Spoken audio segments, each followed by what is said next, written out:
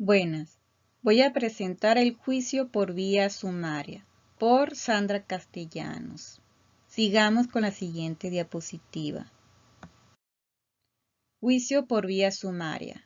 La definición de juicio por vía sumaria es aquel que se produce brevemente y se prescinde de algunas formalidades o trámites del juicio ordinario.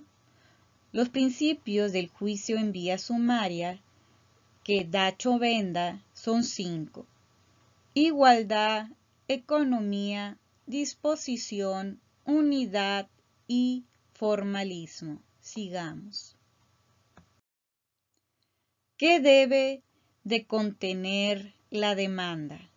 El nombre del demandante, domicilio fiscal, así como el domicilio para oír y recibir notificaciones dentro de la jurisdicción de la sala regional competente y su dirección del correo electrónico. La resolución que se impugna. En el caso de que se controvierta un decreto, acuerdo, acto o resolución de carácter general, precisará la fecha de su publicación. La autoridad o autoridades demandadas o el nombre y domicilio particular demandado cuando el juicio sea promovido por la autoridad administrativa, los hechos que den motivo a la demanda, las pruebas que se ofrezcan, el nombre del domicilio del tercero interesado cuando lo haya. En cada demanda solo podrá ofrecer un demandante. Podrá aparecer un demandante salvo en los casos que se trate la impugnación de resoluciones conexas o que se afecte los intereses jurídicos de dos o más personas. ¿Ante quién se va a presentar esta demanda de juicio vía sumaria? Se va a presentar el Tribunal Federal de Justicia Administrativa con competencia regional, que deberá juntar en la demanda una copia y los documentos anexos para cada una de las partes. El documento que acredite su personalidad, el documento que conste de la resolución impugnada. Si se impugna la negativa ficta, deberá acompañarse una copia sellada por la instancia. La constancia de la notificación de la resolución impugnada. Y si no, se hará constar el escrito de la demanda señalada y la fecha en que dicha notificación se practicó. El cuestionario. El desahogo de las pruebas testimonial que debe de ir firmada por el demandante y solo deberá señalar sin acompañar las pruebas documentales que ofrezca antes de cerrar la instrucción. ¿Cuándo procede el juicio en la vía sumaria? Cuando se impune la resolución definitiva, no deberá exceder de 15 veces el salario mínimo en el año en el momento de su emisión. Las dictadas por las autoridades fiscales federales o organismos fiscales autónomos por las que se fije la cantidad líquida de un crédito fiscal, las que únicamente interpongan multa o sanciones pecuniarias o restitutorias por la infracción de las normas administrativas federales, las que exijan el pago de crédito fiscal cuando el monto exigible no exceda el importe citado, las que requieran el pago de una póliza, fianza o de garantía que se hubiera sido otorgada a favor de la Federación, del organismo fiscal autónomo o de otras entidades paraestatales de aquella, o las reacciones de un recurso administrativo cuando recurrida sea alguna de las consideradas en los inicios anteriores, importe en esta última y no exceda antes de lo señalado. Ahora, tenemos que, ¿qué pasa si se interpone la demanda por vía incorrecta? Mientras no haya quedado cerrada la instrucción, el magistrado o instructor deberá reconducir el juicio por la vía correcta. ¿En qué caso no será procedente el juicio de vía sumaria? Si no se encuentran en alguno de los supuestos previstos en el artículo 58.2, simultáneamente a la impugnación de una resolución de las señaladas en el artículo anterior, se controvierte una regla administrativa de carácter general. Se trate de sanciones económicas en materia de responsabilidades administrativas de los servicios públicos o de sanciones responsabilidad resarcitoria a que se refiere el capítulo 2, título 5 de la Ley de Fiscalización y Rendición de Cuentas de la Federación. Que se trate de multas por infracciones a las normas en materia de propiedad intelectual, que se trate de resoluciones que además de imponer una multa o una sanción pecuniaria, incluyan alguna otra carga u obligación, o que el oferente de una prueba testimonial no quede presentar las personas señaladas como testigos. Prosigamos.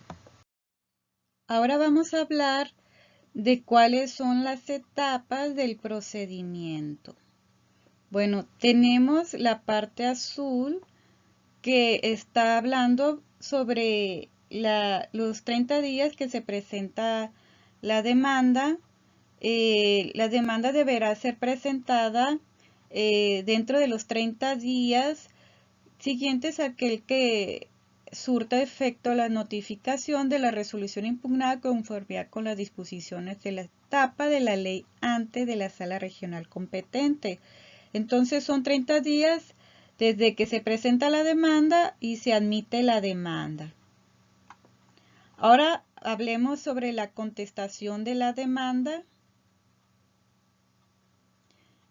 Tenemos aquí que son la contestación de la demanda, que es todo esto verde, que es una admitida la demanda y se correrá el traslado del mandado para que la conteste dentro del término de 15 días y emplazará en un caso al tercero para que el igual término se apersone en el juicio, pero si el plazo se excede deberá hacerlo por la vía ordinaria. Después de que la contestación de la demanda, la parte actora lo podrá hacerlo. Después hablamos sobre la ampliación de la demanda, que es esta parte amarilla, que son 5 días. Siguiente es aquel que surta efecto la notificación del auto y que tenga por presentada la contestación.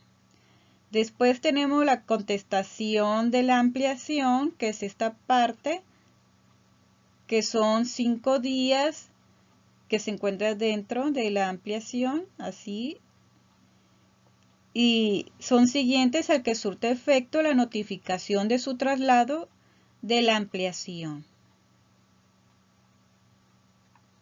Después tenemos las pruebas.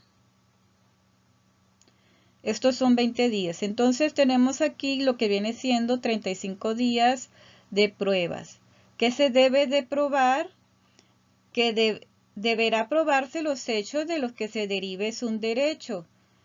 Se desahogará oportuno las pruebas a más tardar 10 días antes de la fecha prevista al que cierre de su instrucción.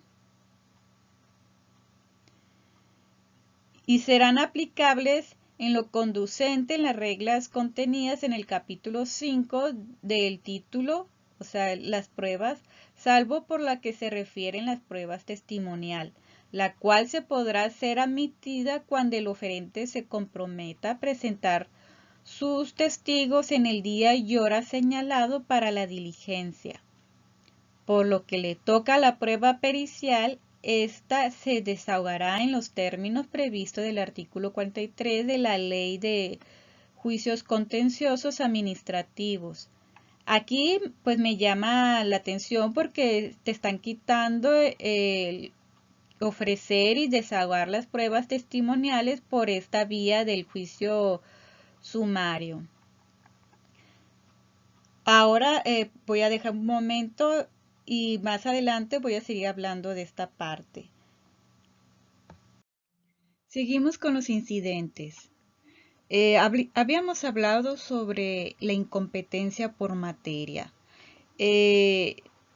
Son competentes para conocer los juicios por razones de territorio, atendiendo el lugar donde se encuentra el domicilio fiscal demandante.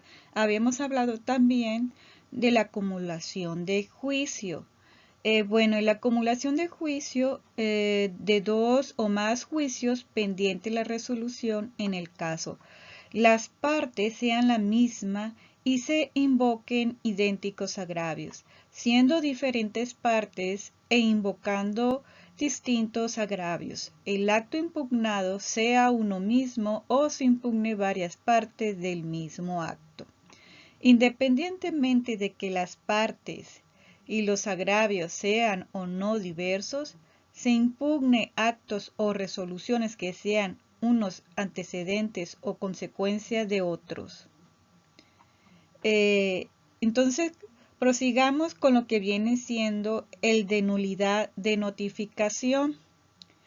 Nulidad de notificación,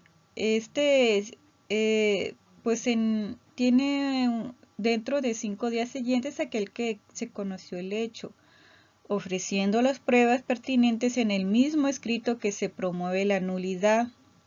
Prosigamos con la recusación por causa de impedimentos.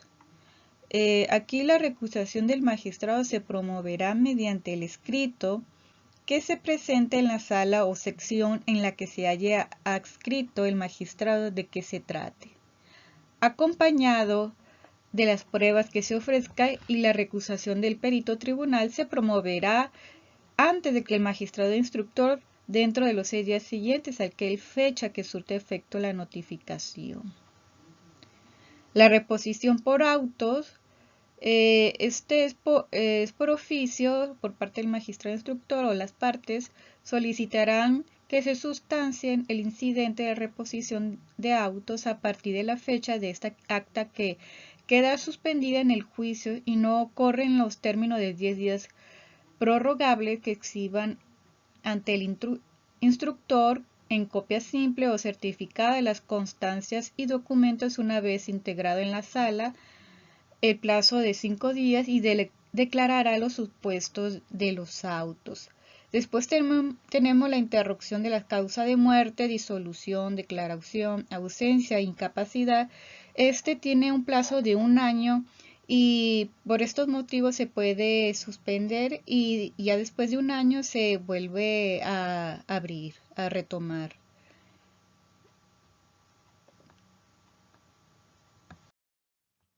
Voy a presentar lo que viene siendo las pruebas. Aquí quiero recalcar, voy a presentar una jurisprudencia para apoyar con lo que acabo de mencionar, de que pues están quitando un ofrecimiento de prueba. Formalidades esenciales de procedimiento son las que garantizan una adecuada y oportuna defensa previa al acto privado. Está hablando del artículo 14 constitucional, que consiste de otorgar al gobierno la oportunidad de defensa previamente al acto privativo de la vida, libertad, propiedad, posesiones o derechos, y su debido respeto que impone a las autoridades, entre otras obligaciones de las que en el juicio que se siga se cumpla las formalidades esenciales del procedimiento. Estas son las que resulten necesarias para garantizar la defensa adecuada ante el acto de privación y que, de manera genérica, se traduce en los siguientes requisitos. 1. La notificación del inicio del procedimiento y sus consecuencias.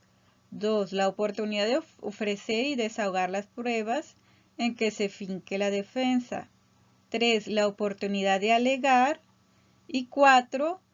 El dictado de una resolución que dirima las cuestiones debatidas De no respetar estos requisitos, se dejará de cumplir con el fin de la garantía de audiencia que se evita en la indefensión del afectado.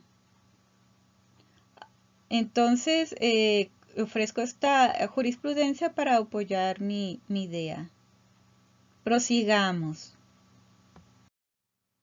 Bueno, había mencionado los 35 días de prueba y ahora voy a hablar sobre lo que viene siendo los incidentes que se podrán promover dentro de los 10 días siguientes a aquel que surtió efecto la notificación del auto que tuvo por presentada la contestación de la demanda o en su caso la contestación de la ampliación.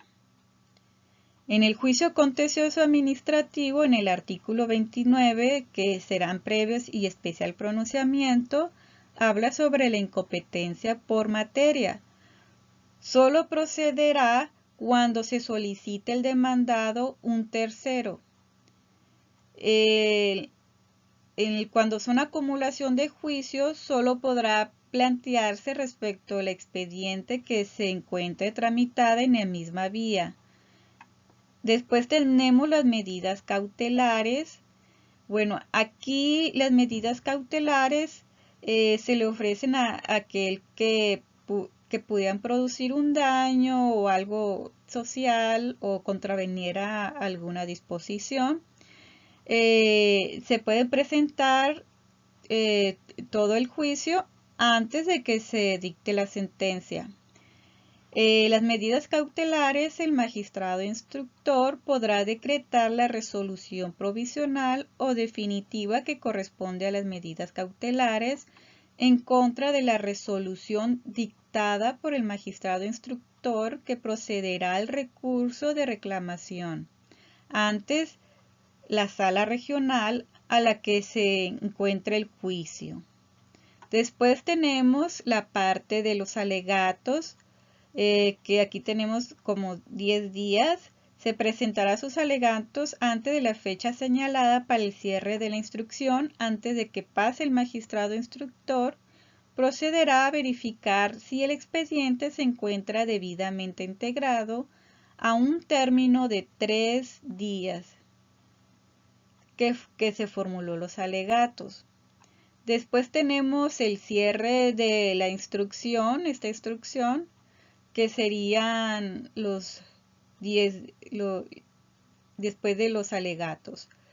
En la fecha fijada para el cierre de la instrucción, el magistrado instructor procederá a verificar si el expediente se encuentra debidamente integrado, supuestos en que deberá declarar cerrada la instrucción en caso contrario. Fijará una nueva fecha para el cierre de instrucción dentro de un plazo máximo de 10 días. Después prosigamos a lo que viene siendo las sentencias, esta parte morada.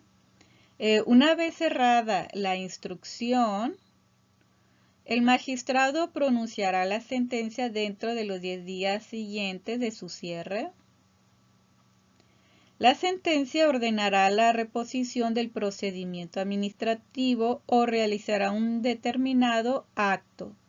La autoridad deberá cumplir un plazo que no exceda de un mes, contado a partir de que dicha sentencia quedó firme. Ahora, de aquí, de la admisión de la demanda hasta el cierre de la instrucción son 60 días y más los 10 días son 70 días de la sentencia. Son en total 70 días. La duración del juicio desde la presentación de la demanda hasta la admisión de la sentencia es igual a 70 días. Esto es todo por el juicio de vía sumario. Con esto doy por terminado el juicio de vía sumaria. Le agradezco su atención y esto sería todo para este video. Gracias.